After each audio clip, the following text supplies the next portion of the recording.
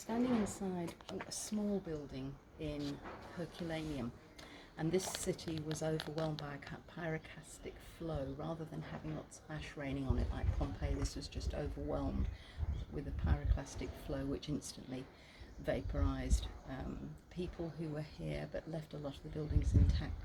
And I want to show you two interesting things. This is just a little strip building which was probably some sort of workshop in the front with living quarters behind. But there's two things that are really interesting here, and one is if you look down here you'll see some ochre red plaster, and even in the poorest, smallest, most working class areas of this town there's evidence everywhere of high quality plaster work. And don't forget, this is AD 79, so we're talking about reasonably early in the empire.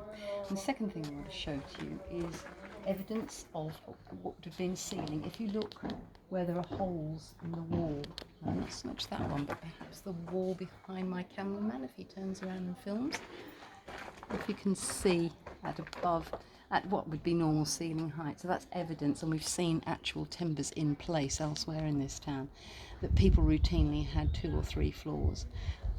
Quite often the staircase in a poor house would be external, you'd have to go out in the rain to go upstairs, but those rooms might be separately leased to workers. If you were very wealthy, you'd have an internal staircase, and again you might still either lease the rooms upstairs or assign them for storage and slaves. The master and mistress always had their rooms downstairs where it was cleaner, brighter, less of a fire risk, and you had running water supplies.